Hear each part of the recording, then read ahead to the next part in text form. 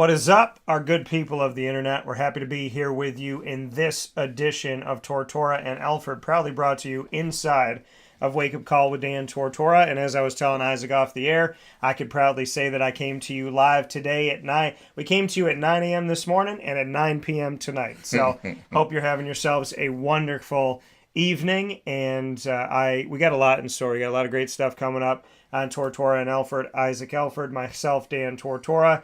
And, of course, the game that's coming up is Syracuse at Purdue, their first road game of the season after starting off the season 2-0, 65-0 against Colgate, and then 48-7 against Western Michigan, which means for those of you playing the home game, 113-7, they have outscored their opponents. And most of the Syracuse media wants to know about that one play and what went wrong in that 7 points, where Western Michigan, led the game for 30 seconds, a little bit over 30 seconds in the game. So I'm happy to be here with you. Going to talk about Syracuse at 2-0, how they've started off the season, going on the road, and so much more. And of course, we will remember Mike Williams, who passed away at the age of 36. Unfortunately, this week. So, how you doing? I'm doing all right. Yeah, definitely bad news to hear about Mike Williams passing. And I know, like you said, we'll talk about that and stuff. But, no, doing pretty good. And, Syracuse is off to that 2-0 start. Kind of like you said, at 113-7. I kind of was looking at that, too, around the ACC. We've outscored Florida State by 2. I think I told you that. And defensively, still the fewest points. I think Duke has 2 games so far has given up 14 points. So just kind of comparing our stats with other teams in the league. Yeah. So, but yeah, like you said, the first road game of the year. Time for Dino and the gang to get on the plane and fly out. And see what they can do. Take their show on the road and see what they can come back with. Yeah, I mean, it's exciting, obviously, the fact that they're going to have this first road contest to kind of get a feel for who you are, right? Because no matter how good you are at home, you got to prove it on the road. And now that they have an opportunity to go on the road at Purdue, there's some fans that look at this game and they're relatively concerned. There's other fans that are saying, this is a dub, and I don't think anything comes easy. And I think, for this Syracuse team, you definitely can't buy into any type of hype. You got to stay locked in. You got to stay focused. I think there's some good leadership on the team this season, and I think as they carry it forward, there's the opportunity and the potential to have a special season, but you have to take it one game at a time. Yeah, definitely. I was just thinking about that too. You can't take it as likely. I mean, Big Ten opponent, they're going to be physical. I think Dino even mentioned that, and for what happened last year in the Dome against Purdue, the way that game ended, great victory for Syracuse in the waning seconds of that game. But, winning is tough, man. I was just thinking about that. And I was thinking about coming like, oh, man, is the team on a high where they're like, okay, yeah, like you say, some fans, I don't know if the team doesn't get into that kind of, we're that good. And, I think they respect the opponent no matter who they are and whatnot. So, but you just think, last year they start off 6-0 and then they go into that slump. Yeah. And that just proves you how hard winning is, and, you're going to go on the road into somebody else's, stadium and their crowd late night, they're going to be ready for you. And like I said, given everything that happened last year. So, winning is never easy. And those guys are going to have to follow the lead of the senior leadership, those guys that have been on the team already. And maybe some of the guys, I think I heard comments last year about the 6-0 start, and they was like, yeah, we just thought we was, not that they were saying that they was that good, but sometimes you get accustomed to winning, and then when the losing starts happening, that's when you really got to keep the room together, keep the locker room together, and keep fighting through it. But sometimes the fans, and that's what fans can do. We can say whatever we want, this is going to be a blowout. Yeah, that's nobody, but, when you out there on the field, that's a whole totally different animal like that. You can't just say, just chalk it up to a victory.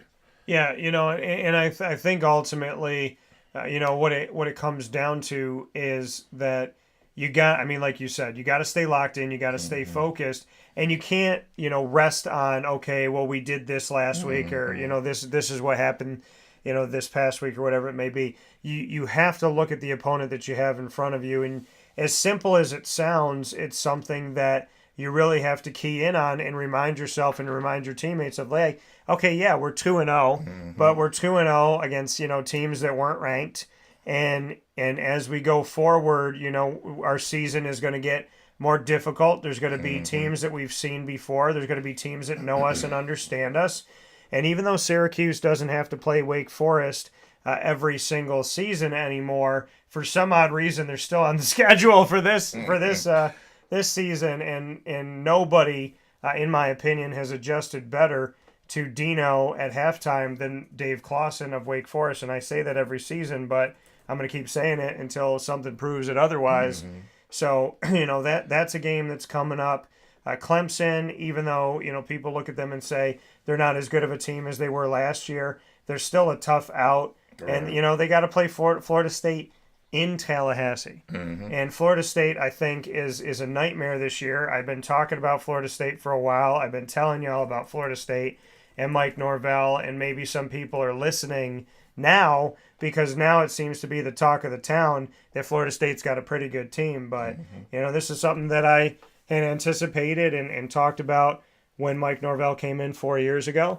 So, I mean, it's not going to be an easy road to this, and Syracuse has an uphill battle. And the other part of it, too, that people forget about is, Syracuse over time has become a better road team, but there was a time where Syracuse was a really, really bad road team, like a 1-5 road team. Right. So, have they improved? Yeah, but I think, every season's a new season, and going to play Purdue, whether you think Purdue is a good team, a team that is, some people, I think a lot of times they don't give Purdue respect, and it's kind of the notion of, it's Purdue, it's not Michigan, it's not Ohio State, it's not, Wisconsin, it's not Penn State of the Big Ten, but Purdue still has to play those teams, so they have to recruit that way, and we know the Big Ten builds in the trenches, and you got some big old guys, offensive and defensive line, and they know what it's like to try and bruise you, and to,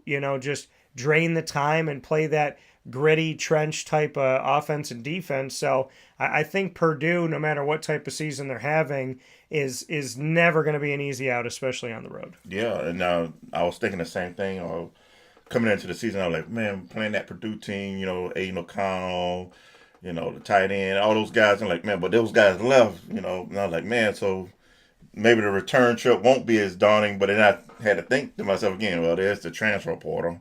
Yeah. They do still have some good athletes on that side of the ball, So, and I had a chance to watch the Virginia Tech game last week with Purdue, and lo and behold, the transfer from Texas. Yeah. He's a pretty good quarterback, and I was like, okay, so this is not going to be an easy walk, and what the transfer portal, like you was talking about, is free agency or whatever. Yeah. You got a chance to bring in somebody with experience, the talent. It's not like now you're just bringing in the backup to O'Connell and saying, all right, this is your year to start. Now you're bringing in a kid from another program and saying, all right, we're going to let you take the rock and sling it around the yard and whatnot. So, yeah, you just got to be careful because you never know how well, a team can rebuild themselves sometimes. But it's definitely going to be a physical game. So that's why I want to see how this Syracuse team handle it. And don't get me wrong, I think we got a lot of talent on our team, too. I do like what we bring back to the table. Experienced quarterback, some receivers that are hungry, that are ready to prove themselves. A defense that, to me, is advertised. I haven't seen them take a step back just yet. Yeah. But now you're going to start playing some receivers and a quarterback that can probably, really, really test your defense. So you can kind of see how Rocky Long adjusts to that style of offense and whatnot. So that's going to be a key to me, seeing how well they adjust to what Purdue wants to do to them. Well, and I think that people need to understand, too. I mean, like you talk about the transfer portal, you're not necessarily saying next man up. You're saying guy who just lost the starting job up, guy who's had experience in the Big 12, guy who's had experience in the SEC. Right. I mean, Sam Hartman's playing in his 11th season in college football this season. for Notre Dame. And this is the thing that's frustrating to me is here's Sam Hartman at Wake Forest making a name for himself, probably going to get a look in the NFL and helping Wake Forest to move forward and have successful seasons. Then he decides with his final year of eligibility, I'm going to go to Notre Dame. I'm going to try and help out Notre Dame. And what I don't like is Wake Forest is viewed as a small guy. Yeah. And Notre Dame is this big fish. And then here's this, I don't think Wake Forest is a small fish. I'm saying what I typically hear people say. Right. National. Right. Mm-hmm. And so you see Wake Forest as this place that's disrespected and Notre Dame that's held on this high esteem no matter what their record is. People will make excuses for them at 0-12 that won't say anything good about a team that's a Syracuse team that's 10-2. So it's essentially like it's leaving the mom and pop shop for the corporate store. Mm-hmm. That's what it feels like, he did. And I'm not trying to knock Sam Hartman because I want him to do well, but I'd rather see Wake Forest with Sam Hartman beat Notre Dame than Notre Dame beat Wake Forest as a Notre Dame player. Yeah, and low-key, I was kind of rooting for Hartman last year with Wake Forest because they had a decent start, too. And I was like, man, because you know how the college playoff is. It's like we only give respect for, a few teams in that league. And I was like, man, I would like to see them upset some guys and see what they're really going to do at the end of the season. Were they going to say the ACC was down because Wake Forest is on top, whatever the deal may be. But, they lost a couple of games here and there. But I totally agree because – now, and it's funny, like you just said, that you would rather see Hartman with Wake beat Notre Dame, but guess what? On the schedule, Notre Dame's playing Wake Forest this year. So how does that feel? You're coming back to play against your old teammates and stuff like that. And we already know how we had that discussion offline about the whole transfer of players. We had once upon a time get a guy from Miami, but Miami blocked him and said, oh, no, we're going to play you that year. The next year, we don't want that guy to go to your school. So, so it's funny how things come full circle now, and you can see that with the transfer portal. Yeah, now you can essentially, like we talked about, you can go anywhere you want. Now, I don't agree with the fact that coaches could have told you in the past, you could transfer, but you can't go here, here, and here. Because I've had guys on my show that were at Syracuse that felt like no matter what they did, they were told you got to follow this, follow this, follow that. They did all those things, and they still didn't get the starting job to the point where there was one of the running backs I had on the show. Dungy stuck up for him, and the guy said that, Dino went over to Dungy and was like, do you want to, do you want to play? So back off of, this guy's story, and then here's this guy trying to look at where he can go, and he has 2 or 3 teams on his list that wanted him, and Dino hands him a paper that has those 3 names. You can't go to any of these schools if you transfer. So he can't stay here. He can't transfer to the people that wanted him. So then he ends up going to a school he doesn't want to go to. Right. And that, it goes both ways. It's happened for players trying to come into the program here too also. So, but yeah, you're right, kind of. It's better that the players can have their options, but it's just weird though, especially in the quarterback room, you know how important a quarterback is to a team. And now, hey, I play against that defense all practice my whole career, so I kind of know their personnel. Yeah. So And when you can leave after the spring or you can leave in the middle of fall camp, if I'm Miles Farmer, and not saying this just as an example, if I'm Miles Farmer and I get suspended from Nebraska and I feel some kind of way about it, I'm a defensive back that's been on the team. I just went through spring ball, going through fall ball. They're not letting me play this season, but I got the playbook. And what's going to stop me from coming to Syracuse and saying, hey, let's say Nebraska was on the schedule and saying, hey, this, and this.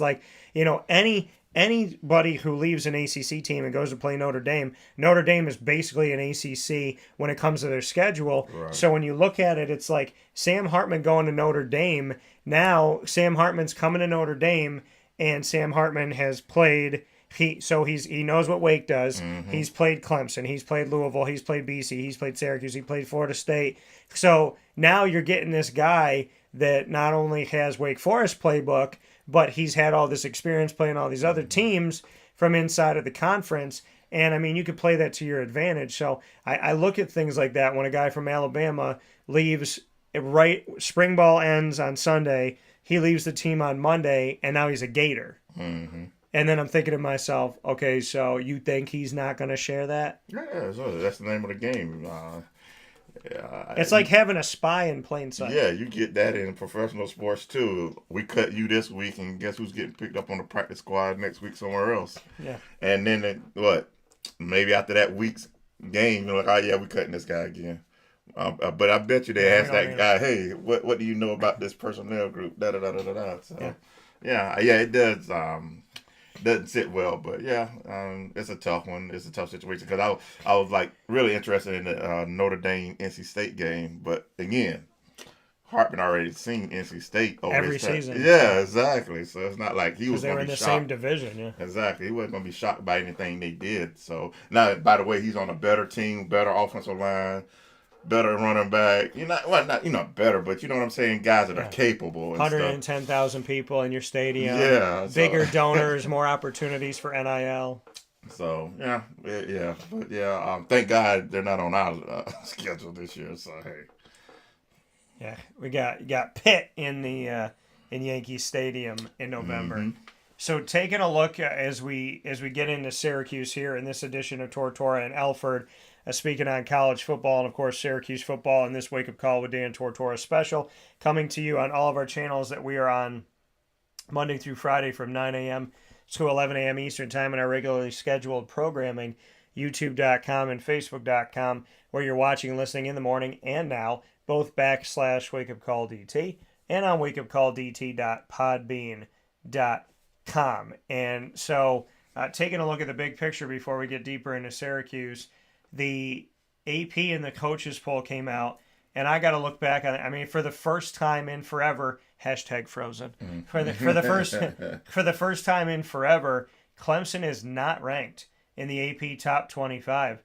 They are 26th in the nation, and they got 86 votes to get in. They're not in. They fell out even though they beat Charleston Southern 66-17.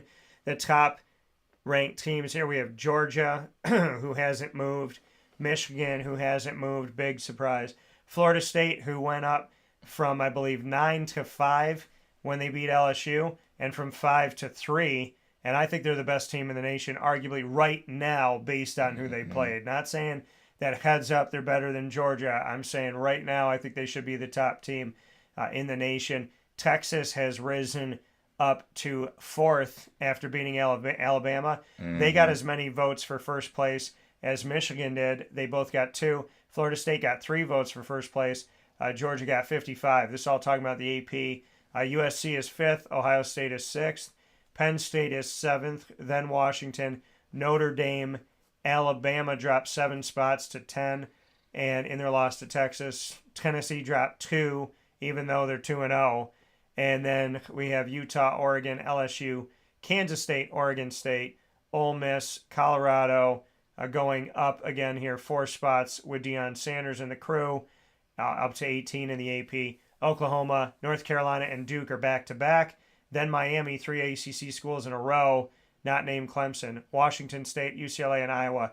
So there are 4 ACC schools ranked in the nation's top 25 in the AP, not named Clemson. Mm-hmm. In the coaches poll, it's snake eyes through the top 3.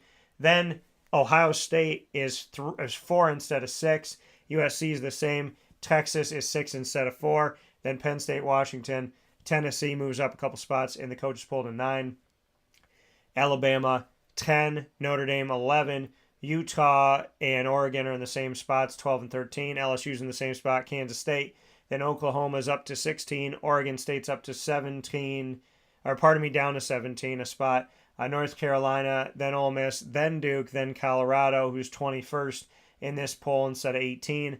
Then Clemson stays in the coaches poll.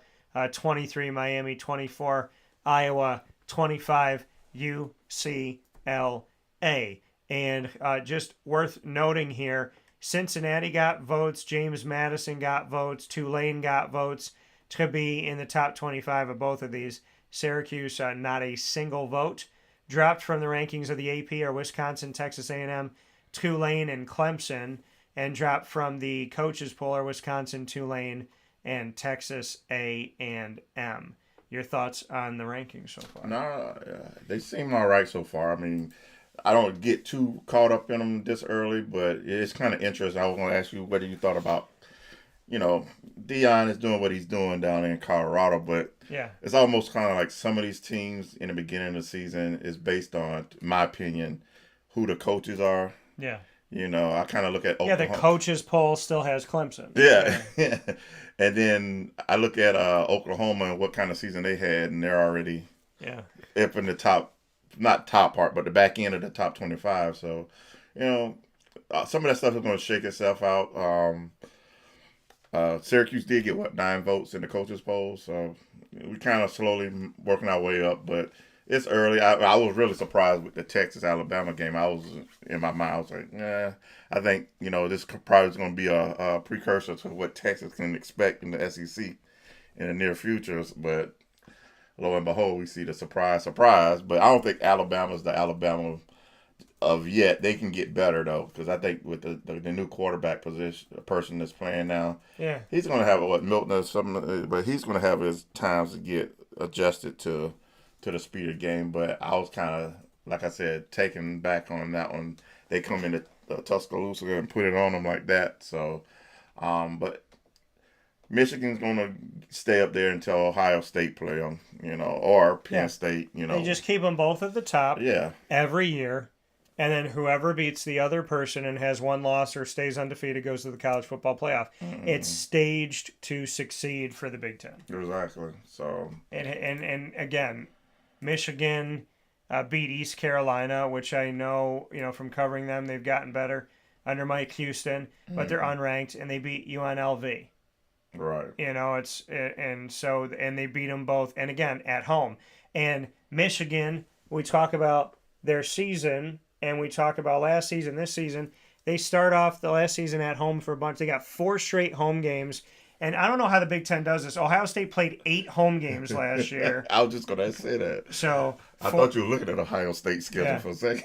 Well, it's the same. So Michigan's got 4 home games, 2 road. Then it's home, road, home, road, road, home. So they start off at home like this to build it up. Ohio State this season, let's see what Ohio State, they had at Indiana, so there's a little different. Home, home, road, home, road, home, road, home, road. But last season, keep in mind, folks, like we said, they played 8 home games. Some people play 6. And this season they have 1, 2, 3, 4, 5. They have 6 this season at home. Yeah, and it's amazing how they're not. I was kind of looking at their non-conference. It seemed like all their non-conference, besides in this case Notre Dame, but they're always at home. Right. And look at who they're playing: Youngstown State, Western Kentucky, at Notre Dame. Mm-hmm. I mean, at what point? And they're playing 9 instead of 8, or pardon me, 9 instead of 8 conference games. Mm-hmm. So now they're playing even more games in the Big Ten, which means they're playing even more games against unranked teams. Right. Because because we got 3 now. It's always the same. Penn State, Ohio State, Michigan. Yeah, that's it. So that's what they got now. I mean, taking a look around the country at some of this stuff here, I just let everybody know the Memphis Tigers are the only undefeated team in the new look American Athletic Conference, which has 14 schools for the first time ever. And next year they'll have 13 when SMU leaves. But they have 14 currently right now. Mm-hmm. And majority of them are 1-1. East Carolina is 0-2. And North Texas in their first season in the American is 0-2. Duke is at the top of the ACC, which is interesting to see here. BYU is at the top of the Big 12 with Cincinnati and Kansas State and Oklahoma State and Texas, and UCF, all 2-0 with the new look there. We talked about the Big Ten. Conference USA, Liberty's not independent anymore. They're at the top of Conference USA with Jacksonville State and Louisiana Tech. The independents, there's only 4 now. UConn, UMass, Army, and Notre Dame. Army is 1-1. UMass is 1-2. UConn's 0-2. And Notre Dame's 3-0. In the Mid-American, a.k.a. the MAC, we have only 1 team with 2 wins. The Ohio Bobcats are 2-1. In the Mountain West, Air Force leads the way. Shout out to my great uncle Pat, which one of my fantasy teams is named after. World War II in the Air Force, my Uncle Pat, and it's called Uncle Pat's Bandits. Air Force, Florida, or Fresno State, pardon me, and Wyoming, all 2-0. Fresno State with a win over Army in the first week this season. Pac-12, USC is 3-0. Colorado, Oregon, and Oregon State, as well as UCLA, Utah, and Washington, as well as Washington State, are 2-0. Crazy to think that the only schools in the Pac-12 in the future, as of right now, are Oregon State and Washington State. Everybody else that we're looking at is going to be gone as of next season. So that's insane. Am I seeing that right? The Pac-12 got 8 teams, right? The Pac-12 has 8. Wow. 8 teams ranked. And they're breaking up? And they're all breaking up, yeah. Well, no, I'm going to tell you why they did. I'm going to tell you why they did this. It's like what they did with the American Athletic Conference. I'm like, did they finally let Cincinnati in because they deserve to be in? Or they announced they were going to the Big 12 before they got in the college football playoff, and they deserved to be in the year before. So my thing was, are they in so that they can say, hey, we got a Pac-12 school that was in the college football playoff 2 years ago? Exactly. So, yeah, you look. Yeah, because now looking at this, where's USC and UCLA going? Well, you got to think about that. Yeah, to the Big Ten. So now that's 2 more teams, right? So unfair rankings, USC, Oregon, UCLA, and Washington all ranked. And, of course, USC and Washington ranked in the nation's top 10. Why? Because they're future Big Ten schools, which means they have present Big Ten treatment.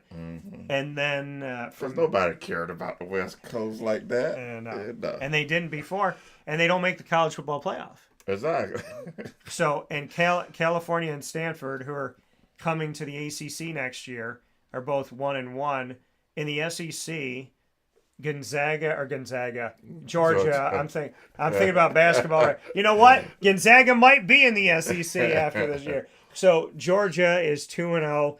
Kentucky, Missouri, Tennessee are all 2-0. South Carolina and the Gators are 1-1. Vanderbilt's 2-1 in the SEC East. In the SEC West, Arkansas, Auburn, Mississippi State 2-0. Ole Miss, the Lane Train, is 2-0. Fly Slamma Jamma Bama is 1-1. LSU is 1-1, and Texas A&M 1-1. And here's the funny thing: Alabama and LSU both are 1-1, which would take people out of the rankings or put them down. They're both in the top 14.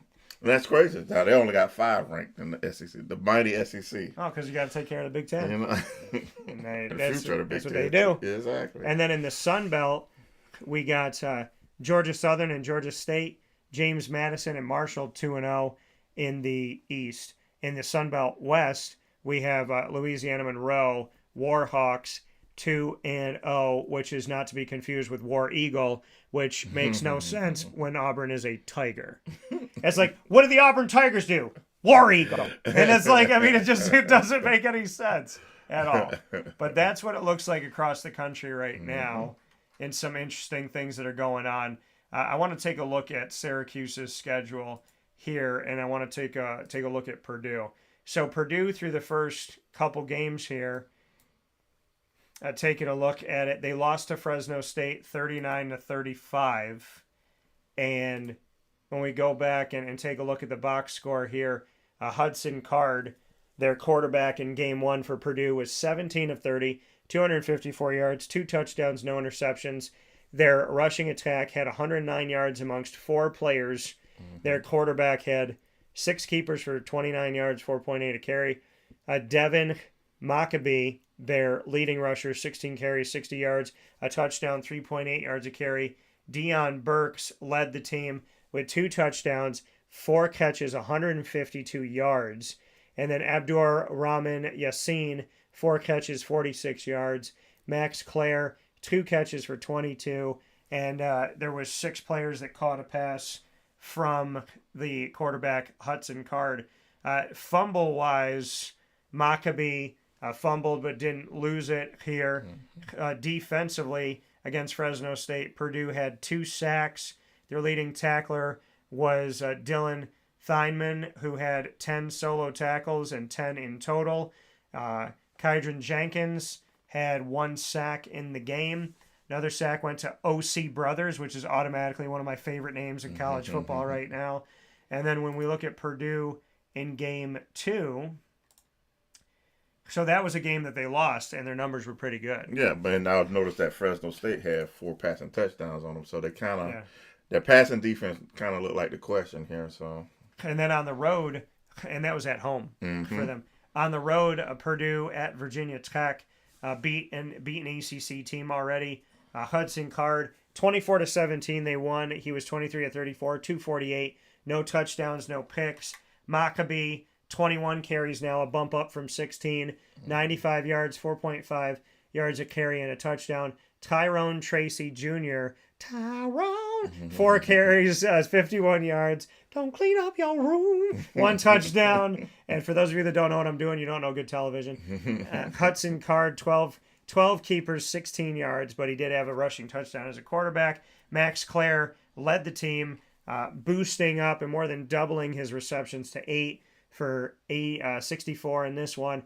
And then we had TJ Sheffield, 4 catches for 60. Abdur Rahman Yassin, who had 4 catches for 58. Deion Burks drops down 1 catch. So what I'm seeing here on this is Tyrone Tracy Jr. involved in the passing and rushing attack. And what I'm also seeing is that their quarterback, Hudson Card, has spread the ball out where your leading guys from one game to the next have been very different on Purdue. Yeah, and then also Maccabee is going to be the workhorse for those guys. I mean, he was the guy that scored that first touchdown against Syracuse defense last year. I believe coming into the season when we didn't give up a rushing touchdown into that game. But, yeah, they definitely going to spread it around. I think even Card is kind of good on his legs, scrambling. As you said, second game there, he had a rushing touchdown. So he brings the full package, man. You know, he spread the ball around the yard, and, you know, he can get out the pocket and run on you. So the defense is just going to have to keep maybe a spy on him or whatnot, and then make sure, you know, we're just not letting people get over our heads and stuff defensively, keep everything in front of us. Yeah. And, I mean, on the other side, for Virginia Tech, Grant Wells, their quarterback, 16 of 33, threw 2 touchdowns on Purdue, but also threw 2 costly interceptions there against them. They did well. Purdue, like you talked about, Purdue struggling against the pass. Well, they did well again, and then they allowed 275 yards passing and 2 touchdowns. But they did well against the run, allowing 11 yards on 22 carries for Virginia Tech, which is 0.5 yards a carry. So it'll be interesting to see in this game against Purdue, who has struggled against the pass, when Syracuse calls themselves a balanced attack finally this season under Dino Babers. The question becomes, can LaQuint Allen and Juwan Price get some things done against maybe a more stingy run defense for Purdue? And will Garrett Schrader trust more in his arm? And will guys step up in the absence of Aranda Getz in the second? Yeah, you definitely going to have to see whether the O-line can hold at the point of attack, you know, because those guys going to be physical on that defensive line. And, it's going to really be a big test. I mean, last game, you know, against Western Michigan, you know, Dino came out and said, hey, they put the people in the box, and we said, all right, if you're going to dare us and stop our run, we're going to go over your head and pass. So that's going to kind of, if we kind of read the first 2 games for Purdue, you know, really the passing in the Fresno State game was kind of what cost them. Yeah. You know, so what are they really looking at the Syracuse tape when they see the number of receivers we've had catch passes, catch touchdowns, you know, really haven't played a full game just yet. Most of our starters, 2 games in, played a total of 4 quarters and you add it all together. So, it's going to be real interesting to see, you know, if the offensive line, like you said, can open up some holes for the running game.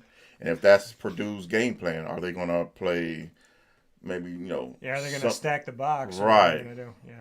And then, you know, with Gadsden's situation, you know, how does that change their game plan, you know, because we know how dynamic Aranda is. So, but I think we still got some guys that stepped up in the wide receiver room too. So, and you never can always forget Garrett's legs when it comes into play. So, yeah, I mean, and to take a look here, and I think this is smoke and mirrors, but on the depth chart for Purdue, Syracuse has Aranda Gadsden as the starting tight end. It says or Maximilian Mang or Dan Villari, which to me is a telltale sign. If it's or amongst the three, that means that Mang and Valari are going to fight for who's going to have it because Mm-hmm. Arande's, probably going to be out of this game. Right. Damian Alford, Donovan Brown, Isaiah Jones.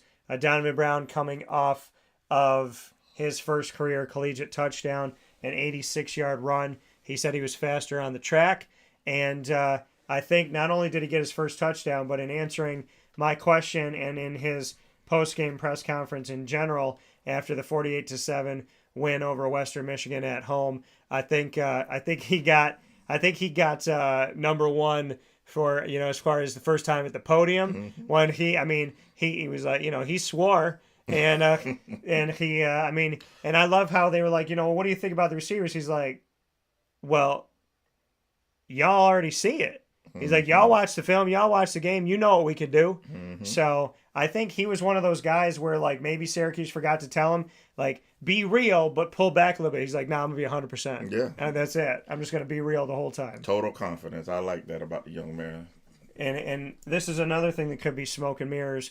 Dino said that David Wallabaugh Jr., the right tackle, he said his injury was going to be a long time. And Wallabaugh is still on the roster, or Mark Petrie, which to me is that telltale. Right. Jacob Bradford is at right guard. Joe Moore could be coming here. Jay-Henri Reed, who I covered coming in as a transfer, he's still the starting center. Left guard Chris Bleich. Left tackle Enrique Cruz Jr., my running mate for when I run for president. On the defensive side, the defensive ends stay Dennis Jaquez Jr. and Caleb Okechukwu. D tackle stays Kevon Darton. Looking at linebacker, we stay with Leon Lowry Jr., Marlo Wax Jr., Derek McDonald. Corners remain Jeremiah Wilson and Isaiah Johnson. Safety Elijah Clark and safety Jason Simmons Jr. Rover remains Justin Barron. So no changes on the defensive side of the ball. Special teams, we got the same. DeMarcus Adams, Donovan Brown as the returners. Justin Barron is the holder. Tom Callahan is the long snapper. Stonehouse is the punter. Denenberg is the place kicker. So really, I think what we're going to see here is who's going to start at tight end. How are they going to work around the receivers to fit this mold? Will they at sometimes run without a tight end and add another receiver? And who's going to be the right tackle? Yeah, and what I like about the defensive line, what we saw in the first two games, there's like a three group rotation that they're got some good guys with a lot of experience. They can get in the game and play, and that's where hopefully again we keep our defense off the field. But even if push comes to shove, we got a lot of bodies up front that Purdue's got a big offensive line, but I think we can match them physical wise, and we got enough guys that you can put in it that has some game experience that, hey, this is not their first time out there, and they're going to go out there and keep the offensive line off our linebackers, you know what I'm saying? Yeah. So, and that should hopefully help, the back end of the defense out, with those DBs back there being pressured, kept on that island, as Dino loves to brag about. You come to Syracuse, you're going to be on that island, so yeah. This is going to be a good game to test them out and see what they're going to be about. This is what I care about, is Syracuse being on that island for a bowl game. Yeah. That's what I want. Put me on an island for the bowl game. Put me in the nice weather for a bowl game. That's what we're looking at here. That's the island that I want to be on. So, with Syracuse moving forward here, what have you seen in the last two games, the first two games of the season here? What have you seen from Syracuse that you think we can actually gauge from Colgate and Western Michigan and outscoring opponents 113-7? Do you have a takeaway or two that sticks out? I like the way Beck calls the game. Yeah, I do too. The receivers, they go out, they got nice route patterns. There's not just, go deep all the time or swing passes all the time. There's different varieties. I think there's plenty of times when they come out in the formation, I look at you in the box and I'm like, Jones over the middle. Yeah. And the next play is Jones over the middle because you kind of see where the defense was lined up, Yeah. So that's one cool thing I like about it. You really haven't shown too much in the running game, but even though LeQuint got his yards and stuff, but I don't think they really showed his part in the passing game either. With he's done his runs up the middle and whatnot. And Garrett's kind of watched himself a little bit too, only when the prey gets off schedule, that we've seen them run out of the pocket and kind of try to get yards. But I think, again, going back to the way Coach Beck calls the game, Garrett has some confidence in those receivers too, to kind of trust them to put the ball in certain spots, and they go up and get it and whatnot. Defensively, again, like I said, they're as advertised. I don't think it's a step back from what they were doing under Tony White. And then, like Jason Simmons was saying, hey, Rocky Long is a little bit more aggressive. But again, that probably goes from different games. You might adjust based on the quarterback play. Kind of sit back and play like they say the game of chess with See what they give you. Yeah, exactly. Yeah. I mean, going to some of Dino's words going into this, Ross-Ade Stadium, he said, quote, "It'll be a good experience. We'll get our first travel away from Syracuse, get our traveling team together. Ross-Ade Stadium is no joke. I've worked there. It's a big game, natural turf. It might be one of the best natural turf fields there is. We should be excited to go play in the building," end quote. I do want to get to this because this is important to me. Dino said this about September 11th as he did his press conference this Monday. He said, quote, "I'd like to start off with it being 9/11 to just recognize that tragedy in American history and how we work to overcome all the things that happened since then together for the long time. We've not alerted anyone else to, but I'm going to alert you to now, is our football team, not everyone, our football team newcomers every year for 9/11. We have what we call our annual 9/11 play push. We actually play push 3,000 yards as a team, 1 yard for every life, 2,977 lives lost in that tragedy. It's something that we do to bring out pride and honor, and for the most part, everyone on our football team has done it, including some of the coaches," end quote. So, I mean, your thoughts on the fact that Dino says every year for 9/11, we do the 9/11 play push. We play push 3,000 yards as a team. Yeah, I mean, Dino, his background growing up with a dad in the military, and, for that, event that happened, sometimes some things you just don't forget, you know what I'm saying? And then he honors it the right way, and then the team, they follow his leadership. So I think, that's a good thing that, they have a special tradition that they do for that in the remembrance of, those who lost their lives in that tragic day. But, that's I wouldn't expect anything less of Coach Babers when he came out with that statement. Yeah, no, I wouldn't either. And, doing something to honor those that have passed on is extremely important to me. Mm-hmm. And I feel like there's other leaders in this country that should have done a better job at actually reflecting on 9/11. And I don't know what they did personally, and I don't want to try and prognosticate what they did, but I feel like having an actual honoring moment in New York City yearly would be the right thing to do. Yeah. So, and when I run for president, you can be sure that I will do that. So, Babers also so looking at this too, 10 different players caught a pass in the season opener against Colgate. That's the highest number for Syracuse since 10 players did it last year against UConn. 6 different players caught a touchdown against Colgate, which is the highest single game total in program history. 10 players also caught passes in the win against Western Michigan. So something to be said there. Now, the offense obviously clicking through these games. Looking at this, the defense has allowed just 7 points, ranked 6th in FBS of over 130 schools in total defense, allowing 212 yards per game.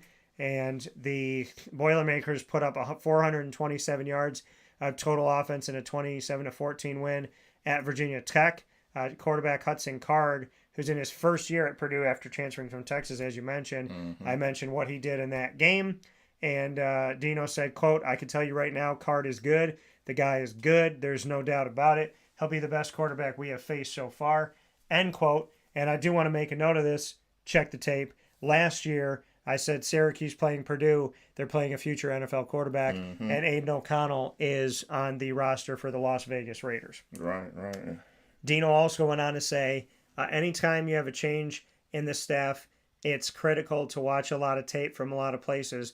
You have to go back and watch the personnel from the game last year and try to get a feel for them.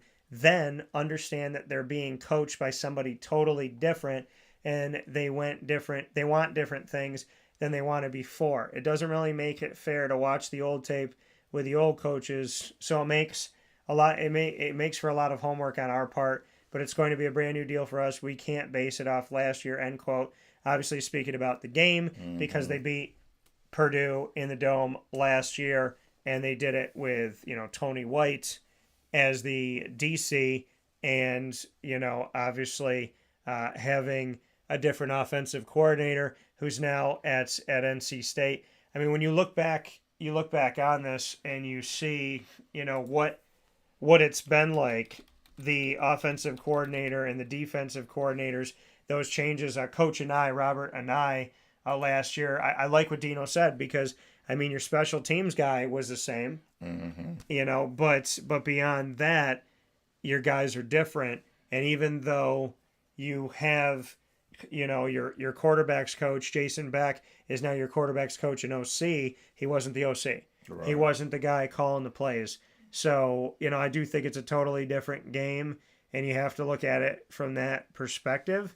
So, that's another side of it too, is it's like, yeah, Syracuse came back and beat Purdue last year, but they beat Purdue with two different coordinators that are not there anymore. Yeah, and the same thing goes for Purdue too. I mean, that was the Jeff Brom's offense.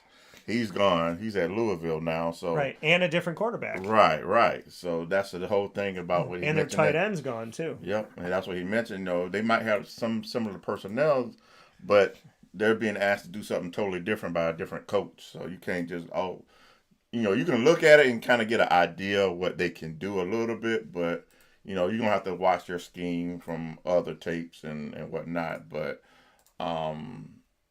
yeah, I mean, both teams are you can look at personnel, but both teams are not the same teams from what they were done or scheming up last year from coordinators that has moved on in both programs. Right, and their tight end, Payne Durham, who was on the Purdue team last year, a big old guy, nine catches, 83 yards, 2 touchdowns. He's now a Tampa Bay Buccaneer. So just to prove to you that they were talented enough, and people are like, oh, you beat Purdue and they weren't ranked, who cares? Well, Michigan State beat Purdue and they weren't ranked, and then the next week, coincidentally, Purdue was put in the nation's top 25 to make it look like a good loss, and the week after that, they were taken right out again. Yeah. It was like, let's put them in and pretend like Michigan State lost a good game, take them out. Well, just to make note here, Aiden O'Connell is a Raider, and Payne Durham is a Buck. Right. And then also kind of going back over the numbers that you said, Purdue made a good mention of it. So far they haven't lost a turnover. They had Mockabee with the phone, but he didn't lose it. But right. So that's, again, like you hear Dino preach this too. We want to win the turnover battle. So again, that's something we're going to have to do in this game, because last year, we got that big interception, pick 6 in that game, and that made a big difference. It kind of gave us a cushion, but even though Aiden O'Connell, those guys came right on back, took the lead, and there was one other thing, I didn't see it in the quotes there, but somebody asked Dino, what do you remember from that game last year? He was like, penalties. Yeah. How, they lost their composure at the late the game and stuff.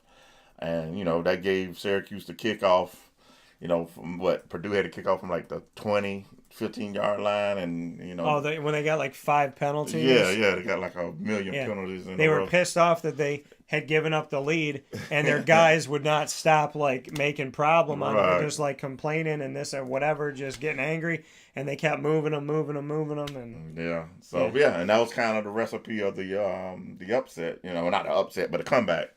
Yeah. So they just gonna have to they're gonna have to come in there with their A game and play physical, because again, Purdue. Yeah. You might think they lost a lot from last year, but they still got some guys that can play. So I got something to throw at you. This is what I would say to someone, that like if they are making like you guys aren't ranked in the same world, I'd be like, if it's not an upset, why are you so upset? So true. Last year, and this is something else to look at. Last year, LaQuint Allen, Juwan Price did not carry the ball. It was Sean Tucker and Garrett Schrader.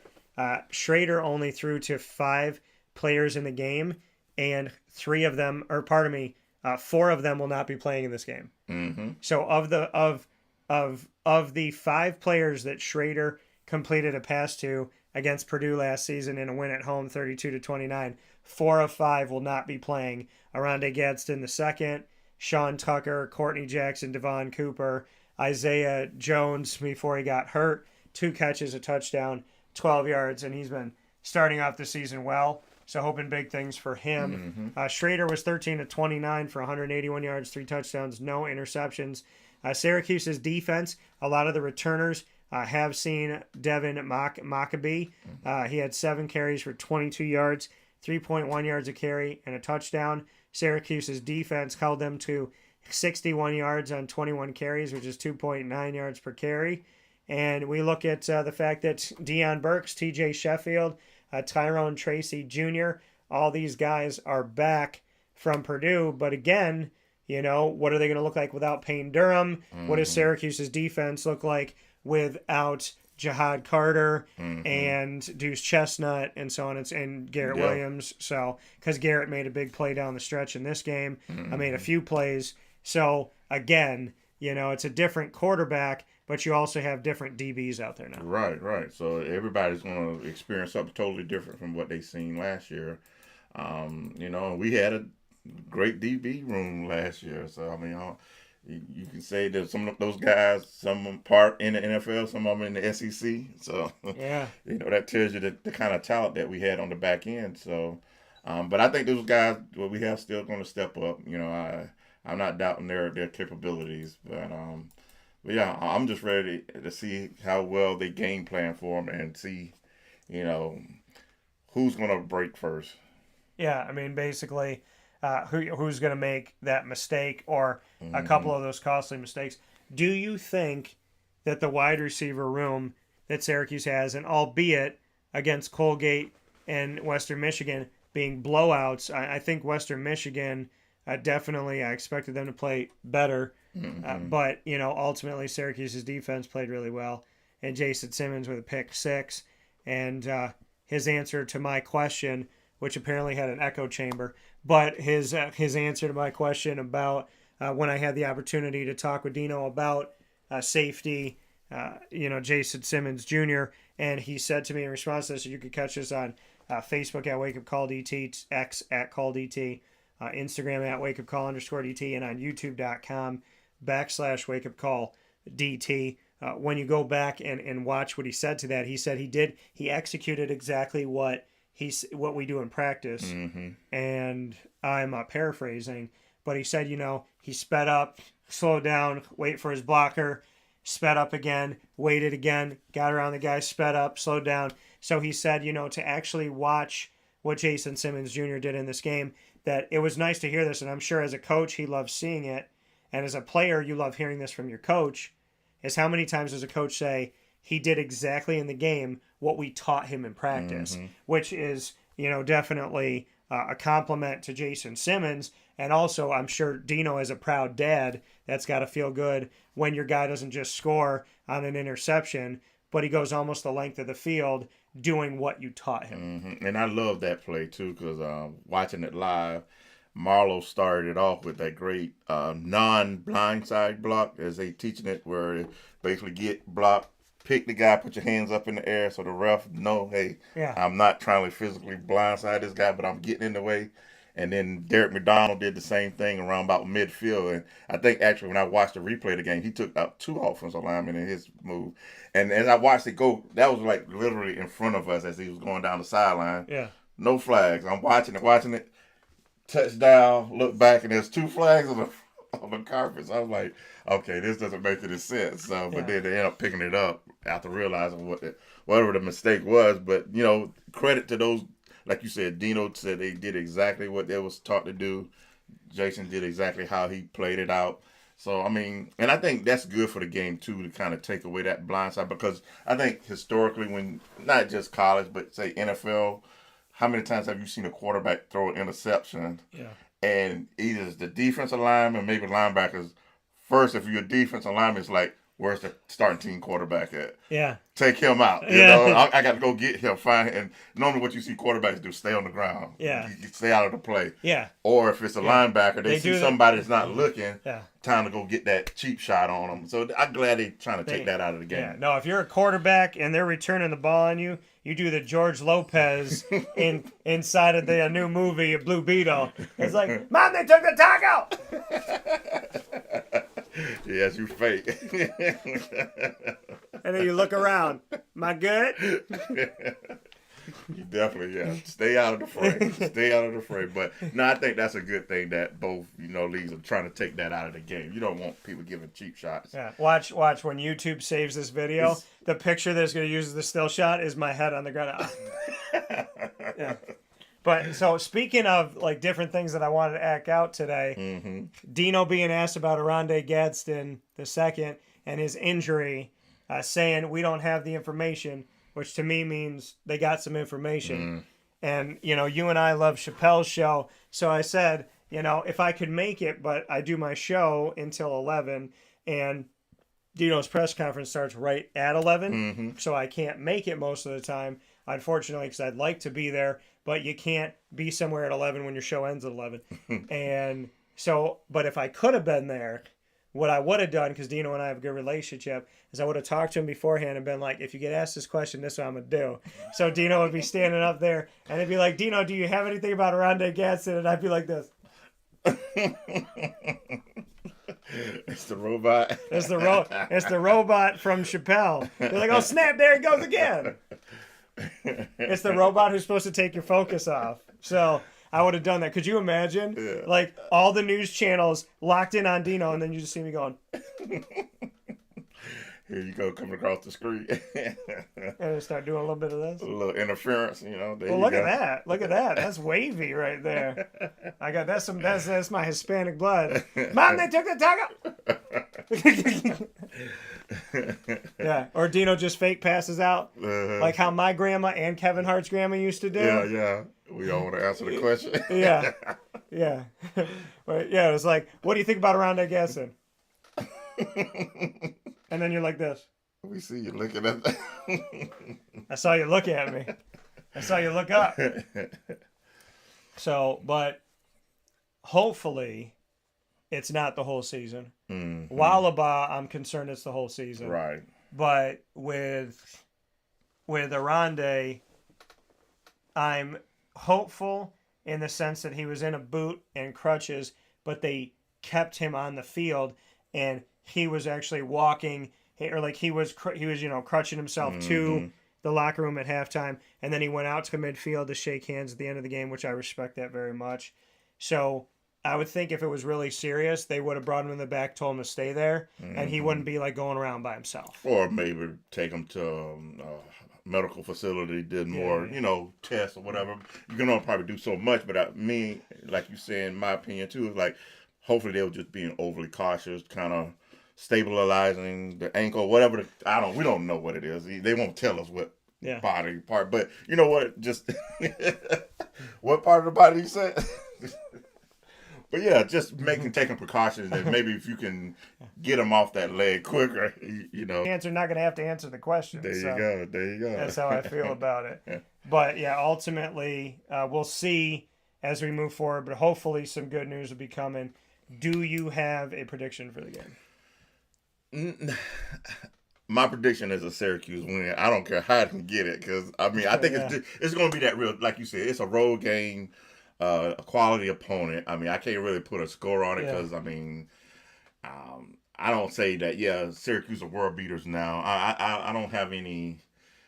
This could be it can go either way, but my prediction is we can go in there because I think we got some mature guys on the team that's going to keep the rest of the team focused. Go in there with the right attitude, right mindset. They know what they're up against. They played these guys last year. So I'm predicting a win. I don't have a score for you. But, I just don't want to say, Syracuse 42, Purdue 20. Because, this game, think about this game. Yeah. We were up how much in the fourth quarter? They scored like 40-something points. Yeah. Combined or some weird stat like that in the fourth quarter alone. Yeah. Total points. Yeah. So it's it's not like, yeah, we ran away with that game and then, with the grace of penalties, we got ourselves with a good kick return and put ourselves in position. And, again, there was some fourth down conversions in that game last year that, Yeah. That kept drives alive. So we're going to have to do all that stuff. It's not going to be just like, yeah, we're just going to roll the ball out there and we're just going to run up and down the field on these guys. Dino and the coaching staff going to have to take some chances. They're going to have to make some tough decisions. Are we going to go for it on 4th and short? Or, so everything's going to play, and special teams going to play a factor in the game too. Brady Denneberg may have to make 3 field goals in this. Yeah. He may have to make one down the stretch that's a little bit farther. I was looking at my phone because I wanted to look at the weather out because I was thinking about rain. Right. Because if it's rain, then I'm feeling like we're under 20. But so looking at this game for Syracuse and Purdue, I'm going to say a Syracuse victory. But this could be 40-36, 32-30, 24-20. I feel like I feel like this game is going to be a closer dogfight at times. Maybe Syracuse pulls away at the end, but I think there's going to be a portion of this game where it's going to be somewhat frustrating but it's somewhat nail biting. Maybe. Yeah, it's going to be a challenge. Yeah, I think this is going to be a game where you're gonna have to watch it from start to finish. You're not gonna mail it in. Right. If Syracuse wins this game 41-7, then I believe they should be ranked. Exactly. Because you're gonna rank Michigan State over it or help them stay in. So basically, if anybody beats Purdue in the Big Ten, they're in the top 25. So give us the same rule. And but no, I think I have Syracuse winning, but I think this game is going to be challenging at times. It's a nighttime game. It's at 7:30 p.m. And then, in such nice fashion to play Purdue on the road at 7:30 and then to have us come back the following Saturday and say, oh, Army hasn't been in the Dome in a million years. Let's play at noon. You couldn't have given us 3:30 for Army. Ridiculous. Yeah. But like you just say, it's going to be tough. 2 New York teams. Yeah. Next week, 2 New York teams. West Point. How about this? Where's Purdue? Indiana. Lafayette, Indiana. You know what the first exit is after the Dome? Lafayette. Hopefully we go further than that when we get on the bus. Oh, yeah. If we against Purdue go from the Dome to Lafayette, that means that our rushing attack got about 20 yards the whole game. Maybe 18. We might see them with some donuts if they go that far. Let me tell you something. Insomnia Cookies, you have no reason to not have your cookies ready this week. This is an away game, and if Isaac and I show up and we're the only 2 people on Marshall Street, and you tell me all you got is sugar cookies, I'm going to go to the back and make my own damn cookies. I'm going to charge myself $1. There you go. That's it. You're gonna raise me $4 and not have my damn cookies ready after a 5-hour game where the officials were playing who could throw the most flags in the game. It was ridiculous. It was. It made absolutely no sense. It was like when you go to the fair and you buy a bunch of those balls to try and get it in the goldfish thing. That's what they were doing with the flags. It was like they were trying to win a goldfish at the fair. I was like, these people know I got to be somewhere. I know they know that. It never works in your favor when you got to be somewhere. Oh, no. When I have to be somewhere and then they're like, Dan, you're late. And I'm like, I want to talk about it because I wasn't. I could have been early. It's not my fault, And I was like, oh, I got to get to this event by 6:30. I'll probably get there by 7:30. I got there at 8:19 because they had to play a friggin' 1 hour first quarter. What happened to the fast clock and all this other stuff? What happened in the clock against Wagner when it was like the second half will be 3 minutes? It's like, I know, right? Let's talk about this in the locker room. Yeah, I was like, man, what? And I love don't get me wrong, I love being at the game. It's just the knowing you have to be at another place that's so close to the other time and wanting to make sure that you keep your word to everybody. Yeah. So that's what it was. So we keep our word to you. Tortora and Alford are with you all season long here on Wake Up Call with Dan Tortora. We thank you for hanging out with us where sports truly meets that thing called life. And, of course, you could tune in to Wake Up Call with Dan Tortora during our normal broadcast hours, Monday through Friday from 9 a.m. to 11 a.m. Eastern Time on YouTube.com and Facebook.com, both / Wake Up Call DT, and on wakeupcalldt.podbean.com, internet streaming radio worldwide. You could search us on Amazon Music, Audible, iHeartRadio, iTunes, and Apple Podcasts, Player FM, Podbean, Podchaser, Podvine, Spotify, TuneIn, YouTube by searching Wake Up Call with Dan Tortora, or one word, Wake Up Call DT. And a big time thanks to our incredible partners, Carvel DeWitt, the Wildcat Sports Pub, GG Cards and Breaks, Mod Pa's Kettle Corn and Popcorn Factory, 317 at Montgomery Street, located just minutes from the Dome, and the best place for you to go on game day and on the weeks that are not game day, like against Purdue. It's better for parking, awesome food, close enough to the Dome, but far enough away from all like the craziness. Head to 317 at Montgomery Street, which is the name of the restaurant and the name of the location in downtown Syracuse. Chick-fil-A Cicero and Chick-fil-A Clay, Canine Camp Dog Daycare, PB&J's Lunchbox, Pizza Man, Canine Campground Dog Boarding, Avicoli's, Great Lakes Honda City, and Mother's Cupboard, where you can get a Cuse McMother, perfect for any game day and all week long, 7 days a week from 6 a.m. to 1:30 p.m. at 3709 James Street in Syracuse at Mother's Cupboard, a Syracuse staple. Find them right there for the Cuse McMother, bacon, egg, and cheese inside of 2 pieces of French toast. Pick it up and eat it like a sandwich, cut it up, and have it with some syrup. And of course, we're proud to be the exclusive multimedia marketing partner of your Lemoyne College Dolphins, Bryan and Stratton College Bobcats of Syracuse, and the Alfred University Saxons. Final word? Let's go to get a victory, get some cookies, and we're going to get some cider donuts. That too. There you go. Cider donut time. Saturday is going to be an event. Just put it that way. Yeah, Saturday is going to be an event, and they don't play till 7:30, which means Isaac and I will be going buck wild in upstate New York, and we're going to be going past Lafayette. Yeah, there you go. And hopefully they will too. So we'll see what happens here. And they're going to have to be going way past Lafayette when they're playing Cal and Stanford coming up here. So excited about what it is here with Syracuse. And we both have chosen Syracuse to win their game on the road at Purdue in this home-and-home series last season and this season. For Tortora and Alford and Wake Up Call, we thank you for watching and listening. Thanks, brother, for everything. Facebook at Wake Up Call DT, X, the former Twitter, at Call DT, and of course, Instagram at Wake Up Call _DT. And we will see you soon. I'll see you in the morning. I hope you have a great night. God bless. No stress. Do your best. And if you remember nothing else from today, they took the taco!